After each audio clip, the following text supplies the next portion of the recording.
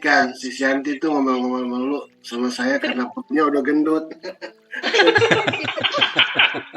Jadi aku diomelin terus. Olahraga. Oh, itu ada tuh si Sandy itu ternyata ya. Sambil dengerin, sambil setrika baju soalnya. Ya, semua ya artinya ya penampilan itu memang bisa apa ya? Bisa mengelabui sebenarnya ya. Tetapi kan yang penting dalamnya itu kualitasnya itu ya, bukan kuantitasnya. Cewek pun begitu ya, lu mau istilah mau pakai make up yang mahal pun yang sampai jutaan kalau dalamnya secara integritas dalamnya, secara tanggung jawab, secara kelakuan, kepribadiannya nggak baik juga. Ya sebenarnya nggak ada gunanya gitu ya. Iya. Jadi kembali lagi ke kodrat deh istilahnya, kembali ke kodrati kita sebagai laki-laki dan perempuan apa sih sebetulnya tugas kita gitu. Tugas saya ngapain, tugas suami ngapain gitu. Cuman ya bahaya sekarang banyak manusia yang menyalahi kodrat ya.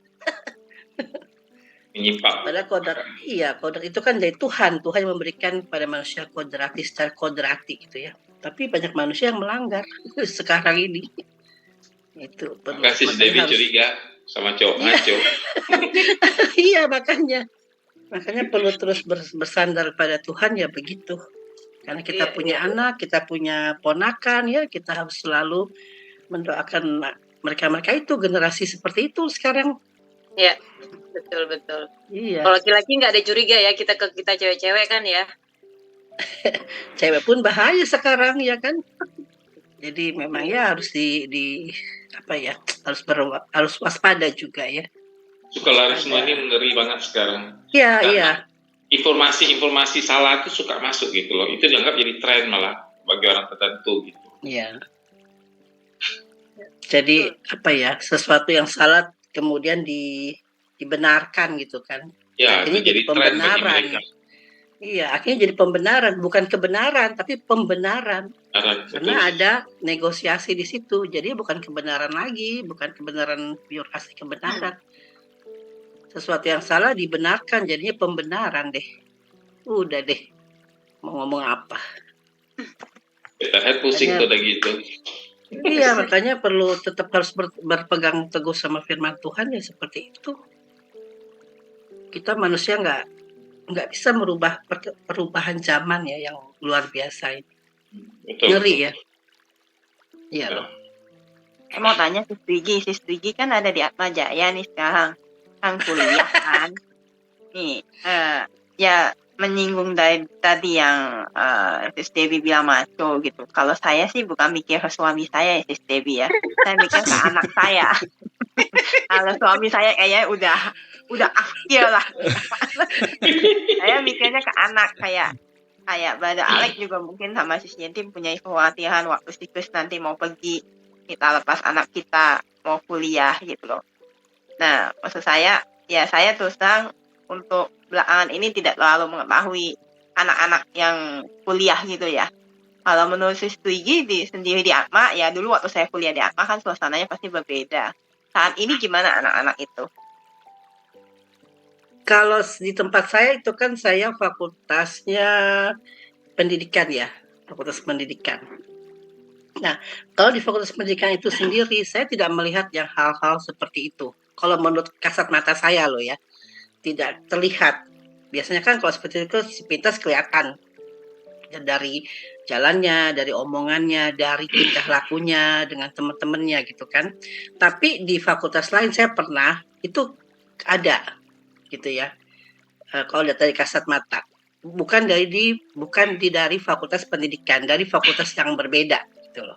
Karena kan ada mata kuliah yang kita ambilnya yang bukan yang utama, yang istilahnya yang umum gitu kan, yang umum.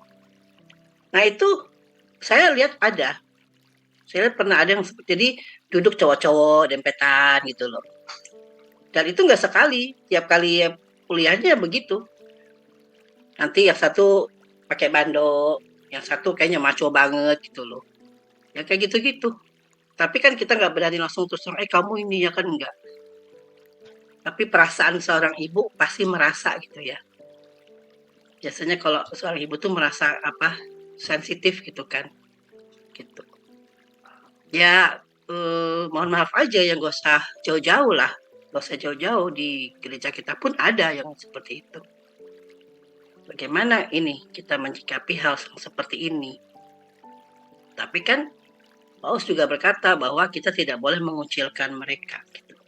Nah, mereka tetap berhak ambil sambut komuni ya, tetap bisa berhak menyambut komuni. Tapi ada yang begitu, gitu loh. Nah ini bagaimana? Yang penting bagaimana kita istilahnya, saya harus merubah dia gitu. Gak usah jauh-jauh deh. Kita lindungi anak kita dulu nih, anak kita sendiri yang harus kita lindungi. Nah itu mungkin topik yang menarik juga. Artinya bagaimana keluarga orang tua betul-betul melindungi anak dari hal-hal yang seperti itu. Kalau saya dari jauh-jauh hari dulu, mungkin saya pernah cerita ya sama Sister Eta waktu itu ya. Dari sejak anak saya SMP, itu kan belum gencar-gencarnya ya. Isu-isu seperti ini ya. Dari anak saya SMP, saya sudah doa. Dalam nama Tuhan Yesus, saya mengucap syukur anak saya mendapatkan teman jodoh yang seiman. Kalau Tuhan berkenan, gitu ya. SMP loh. Karena itu dia akan sebentar lagi SMA. Gitu ya. SMA itu kan mulai senang-senang dengan teman-temannya gitu kan. Itu saya doa seperti itu dari SMP gitu. Jadi menjaga, kan lebih baik menjaga daripada mengobati kan. Kalau udah kebablasan gimana coba? Susah kan. Mencegahnya seperti itu, tentunya dengan pagar doa seperti itu. Nah hasilnya bagaimana? Saya pun nggak tahu hasilnya, Tuhan yang menentukan kan. Ternyata ya puji Tuhan gitu. Saya cerita masih Sereta. Dapat teman yang seiman. Ya. Betul-betul anak yang baik lah. Anak yang yang sayang dengan anak kita, yang sayang dengan kita juga nanti kalau kita udah tua. Ya. Supaya kita nggak disia-siakan ya. ya doa orang tua sebatas begitu saja gitu loh. Kalau saya kata ya mau apa lagi gitu ya. Hidup ini mau nyari apa lagi gitu kan. Itu sis. Saya mau sharing dikit. Kemarin ini kan karena kita kan mau acara youth camp tanggal 28 ke 30 ini. Jadi mereka itu meeting segala bermain di sini. Ada beberapa anak YFC yang sudah kuliah ya. Saya kagum dengan karakter mereka itu ya. Di mana mereka polos segala. Suatu waktu mereka untuk mengadakan game, yuk kita latihan yuk di kolam renang di kelas saya ini kan ada kolam renang. Saya buat mereka sudah selesai latihan. Kalian mau berenang nggak? Sekalian deh, iya deh. Benar-benar cemplung mereka dalam kolam renang kan. Nggak ada orang, jadi kayak jadi kolam renang pribadi kami aja jadi. Nah, mereka bermain. Ini saya benar-benar saya hargai banget mereka. Kalau kita gimana ya? Saya nggak tahu apa berarti saya tahu nggak permainan Marco. Jadi di mana seseorang yang kalah itu dia berdiri di tengah dulu, tutup mata. Tutup matanya itu ya dia ngatur sendiri gitu. Dia ngatur sendiri tutup matanya, puter, dan nanti yang lain ini nyebar. Cari di mana mereka. Jadi kayak peta umpet lah gitu. Tapi dia tutup mata sendiri gitu. Nah, dia akan mencari di mana mereka. Marco katanya. Nah, yang lain teman yang ngumpet itu bukan ngumpet sebenarnya, mencari itu apakah dia tepuk tangan atau dia teriak ya gitu. Jadi dia tahu posisi temannya itu di mana gitu. Saya salut, saya bilang, wah ini bisa aja dia pura-pura tutup mata, tapi dia tidak tutup mata gitu loh. Nah, ternyata dia benar-benar tutup mata. Jujur sejujur-jujurnya. Sehingga pada saat temannya kabur ngerjain dia itu, dia masih sibuk keliling-keliling gitu. Padahal orang sudah pindah ke kolam renang yang lain gitu loh. Nah, sampai akhirnya terdengar suara cekikikan, baru dia buka mata. Pantasan lu katanya, gua nggak dapat lu. Berarti saya anggap itu jujur. Nah, yang lain lagi, satu lagi, karena dia mau tergelincir, segala waktu cari-cari itu kayak ada undekan ya, jika dia naik, hampir tergelincir di dalam kolam renang juga kan, sehingga matanya buka. Dia jujur, sorry, ulang lagi, gue buka mata, tadi terbuka mata gue katanya. Nah, berarti dari hal-hal kecil, mereka tuh bagus kejujurannya gitu loh. Nah, itu sudah jadi modal dasar anak-anak YFC itu untuk kedepannya. Saya panggil mereka, saya bilang, Sehingga habis mereka bermain, ya, dan mereka bermain waktu harus jujur ya, ungkapkan data-data kamu ya, kita bermain nih katanya, menggunakan kartu. Dan mereka memang sefair-fairnya janji buka ya buka datanya. Lu pacaran sama siapa, lu naksir siapa apa. Hal-hal yang simpel gitu loh. Dan mereka jujur buka sebuka-bukanya. Sehingga ada di antara mereka saling senang tuh, aduh gimana ya, lu kan janji buka, ya deh gue buka deh, gue senang ini katanya.